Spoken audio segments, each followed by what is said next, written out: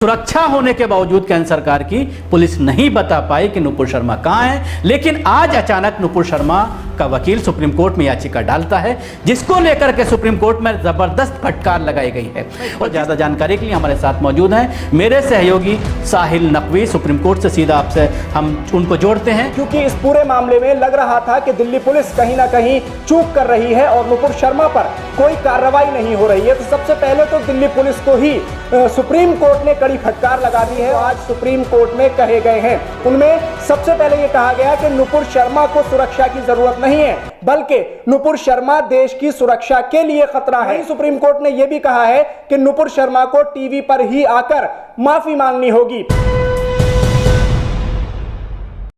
आदाब, मैं हूं शकील अहमद और आप देख रहे हैं न्यूज मैक्स।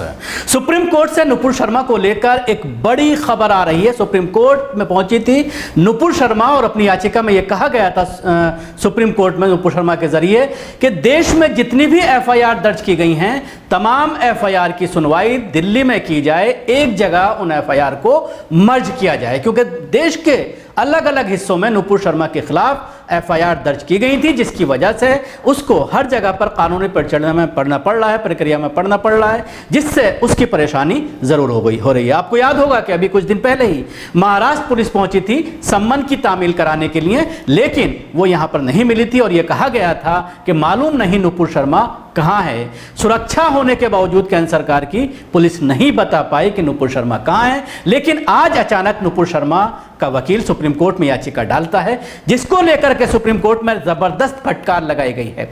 और जिस तरह के अल्फाज का इस्तेमाल सुप्रीम कोर्ट में किया गया है, क्या कहा है आज सुप्रीम कोर्ट में, इस पर ज्यादा जानकारी के लिए हमारे साथ मौजूद हैं मेरे सहयोगी साहिल नकवी। सुप्रीम कोर्ट से सीधा आपसे हम उनको जोड़ते हैं और बात करते हैं। साहिल, क्या कहना चाहेंगे, किस तरह का फैसला आया है और किन क्या क्या कहा गया है, क्योंकि अभी जो बातें निकलकर सामने आ रही हैं बहुत ही खतरनाक अल्फाज का इस्तेमाल सुप्रीम कोर्ट के जरिए किया गया है।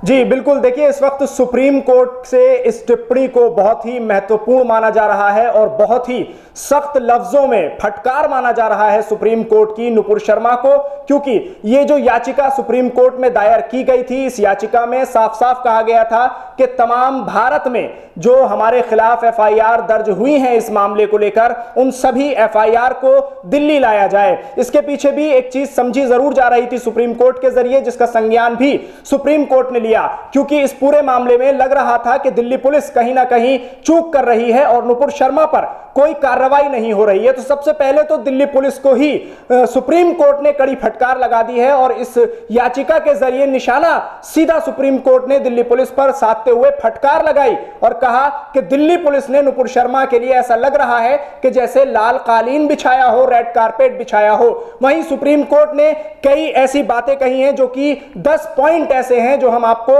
बता सकते हैं, जो आज सुप्रीम कोर्ट में कहे गए हैं। उनमें सबसे पहले यह कहा गया कि नुपुर शर्मा को सुरक्षा की जरूरत नहीं है, बल्कि नुपुर शर्मा देश की सुरक्षा के लिए खतरा है। उसके अलावा सुप्रीम कोर्ट ने और भी महत्वपूर्ण बातें कही हैं कि नुपुर शर्मा की जो टिप्पणी है वो भावनाएं भड़काने वाली है। नुपुर शर्मा की टिप्पणी से पूरे देश में आग लगी है। नुपुर शर्मा ही जिम्मेदार हैं देश के इस वक्त पूरे माहौल की, चाहे वो जुमे के रोज हुआ प्रदर्शन हो उसकी बात कर लें जिसमें हिंसा हो गई, उन प्रदर्शनों की भी जिम्मेदार नुपुर शर्मा। और ताजा जो घटना उदयपुर में हुई है, सुप्रीम कोर्ट ने सख्त लफ्जों में कहा है कि नुपुर शर्मा उन तमाम घटनाओं की जिम्मेदार है। उदयपुर की घटना की जिम्मेदार भी नुपुर शर्मा है। वहीं सुप्रीम कोर्ट ने यह भी कहा है कि नुपुर शर्मा को टीवी पर ही आकर माफी मांगनी होगी, क्योंकि नुपुर शर्मा ने जिस तरह से एक सस्ती शोहरत हासिल करने के लिए, टीआरपी हासिल करने के लिए उस चैनल की ये तमाम बयान दिए हैं, तो ये तमाम बयान देश में आग लगाने वाले हैं और नुपुर शर्मा को इनके लिए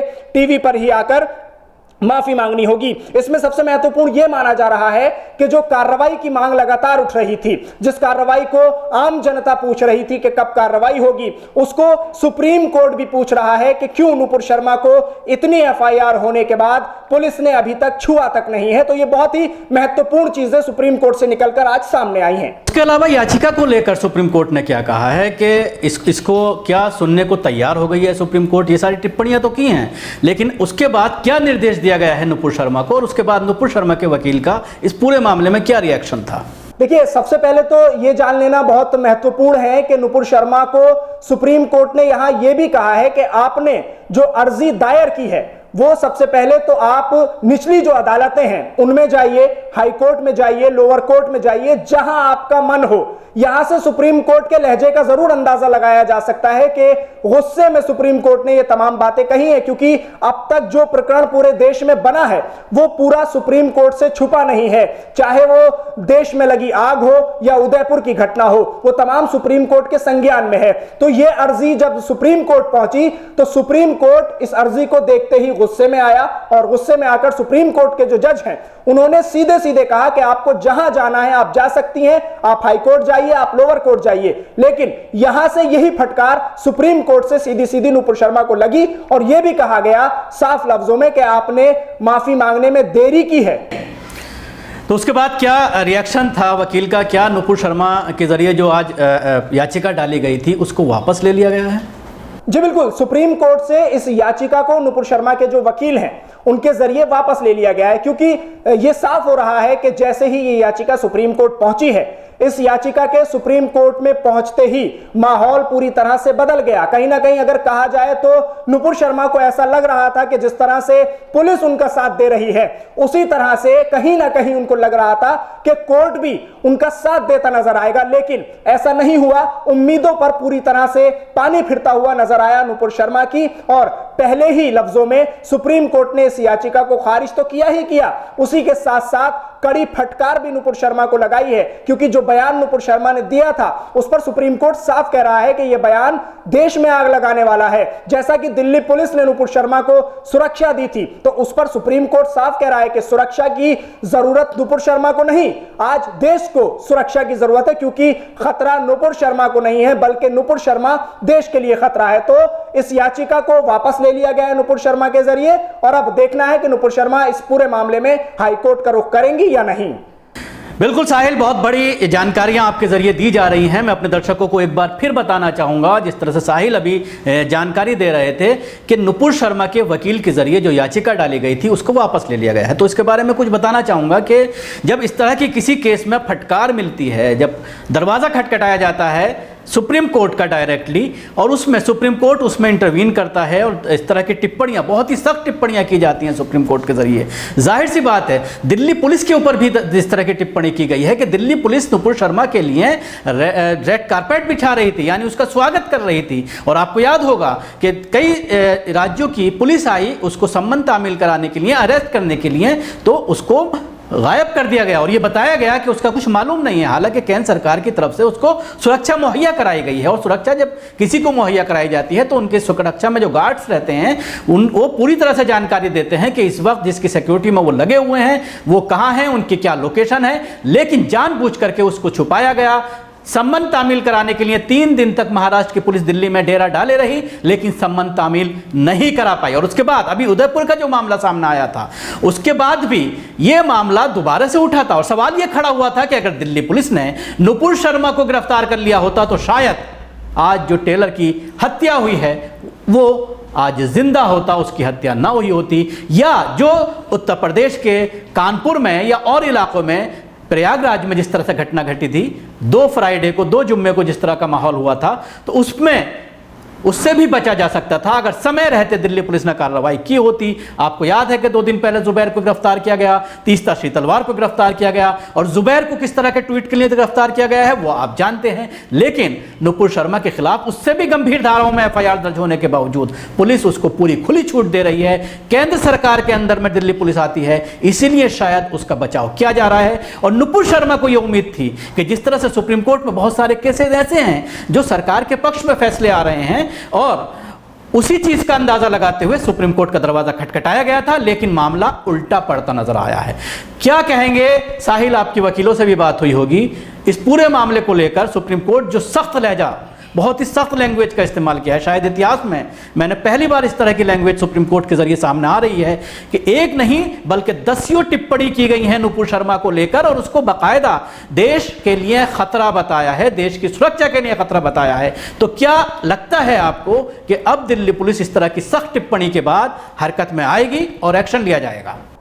बिल्कुल, वकीलों का भी इस पूरे मामले पर साफ तौर से कहना है, क्योंकि जिस तरह से ये सुनवाई हुई है और जैसा कि कहा जा रहा है कि शायद इतनी सख्त टिप्पणी अभी तक सुप्रीम कोर्ट ने इस लहजे में और इतनी सख्त फटकार अभी तक शायद ही किसी पर लगाई हो। यह पहला केस ऐसा नजर आ रहा है कि जिस बयान को लेकर पूरे देश में आग लगी और उसी बयान से उदयपुर की घटना सामने आई, ऐसा खुद सुप्रीम कोर्ट मान रहा है, तो आम जनता के मानने की तो बात ही बिल्कुल अलग है। और अब कहीं ना कहीं जिस तरह से सुप्रीम कोर्ट ने दिल्ली पुलिस को फटकार लगाई है और दिल्ली पुलिस को सीधे कटहरे में खड़ा कर दिया है, क्योंकि जितनी एफआईआर दर्ज हुई थी उसके बाद कहीं ना कहीं इस बात को आम जनता ही नहीं बल्कि अब इसको सुप्रीम कोर्ट भी संज्ञान में लेते हुए यह मान रहा है कि इस एफआईआर में और इन धाराओं में गिरफ्तारी तो 100% हो ही जानी चाहिए थी। लेकिन दिल्ली पुलिस क्यों चूक कर गई, क्यों दिल्ली पुलिस पीछे हटी रही, इसका जवाब तो दिल्ली पुलिस ही देगी। लेकिन यहां यह जरूर नजर आ रहा है कि अब कहीं ना कहीं नुपुर शर्मा को जो सुरक्षा दी गई थी वो सुरक्षा वापस ले ली जाएगी और उस सुरक्षा को वापस लिया जा सकता है। और यह भी अनुमान लगाया जा रहा है, कयास आराइयां हो रही हैं कि दिल्ली पुलिस पर जितनी बड़ी ये टिप्पणी हुई है और जो फटकार दिल्ली पुलिस को लगी है उसके बाद कहीं ना कहीं दिल्ली पुलिस कार्रवाई इस पूरे मामले में करेगी और नुपुर शर्मा को गिरफ्तार भी किया जा सकता है। शुक्रिया साहिल नकवी हमारे साथ जुड़ने के लिए। जिस तरह से साहिल जानकारी दे रहे थे कि शायद दिल्ली पुलिस अब इसमें एक्शन ले, लेकिन देखने वाली बात होगी कि क्या दिल्ली पुलिस और केंद्र सरकार, खासतौर से होम मिनिस्ट्री जिसने इनको सुरक्षा मुहैया कराई है, जिस तरह की टिप्पणी सुप्रीम कोर्ट के जरिए की गई है कि आपको सुरक्षा की जरूरत नहीं है बल्कि आप खुद देश की सुरक्षा के लिए खतरा हैं, तो जाहिर सी बात है अभी जिस तरह से उदयपुर का मामला सामने आया है और उसके बाद आपको याद होगा 2 दिन पहले नवीन ने भी एक एफआईआर कराने की कोशिश की और यह कहा है कि मुझे मेल करके धमकियां दी जा रही हैं और जान को खतरा है, यानी वो भी सुरक्षा लेना चाहता है। तो क्या सुप्रीम कोर्ट की इन टिप्पणियों के बाद केंद्र सरकार के जरिए सुरक्षा वापस ली जाएगी या फिर अपनी हथधर्मी पर दिल्ली पुलिस और उसके साथ ही केंद्र सरकार का होम विभाग जो है वो कायम रहेगा? ये देखने वाली बात होगी। एक बार और फिर मैं आपको बताता हूं कि सुप्रीम कोर्ट में किस तरह की टिप्पणियां की गई हैं। सबसे पहले कहा गया कि आपके कारण देश की सुरक्षा को नुकसान पहुंचा है।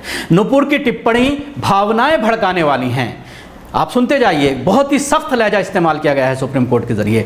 नुपुर शर्मा को देश से माफी मांगनी चाहिए, टीवी पर आकर माफी मांगनी चाहिए, क्योंकि टीवी पर आकर ही मोहम्मद मुस्तफ़ा सल्लल्लाहु अलैहि वसल्लम के शान में गुस्ताखी की थी और उसी की वजह से देश में मुख्तलिफ इलाकों में फसाद बरपा हुआ। नुपुर की टिप्पणी भड़काने वाली थी, यह भी एक टिप्पणी की गई है। इसके साथ ही माफी मांगने में आपने देर की है। हालांकि यहां पर मैं थोड़ा सा करेक्ट करना चाहूंगा, खुले तौर पर नुपुर शर्मा ने अभी तक माफी नहीं मांगी है और जिसकी वजह से यह कहा गया है कि आपको टीवी पर आकर के माफी मांगनी चाहिए।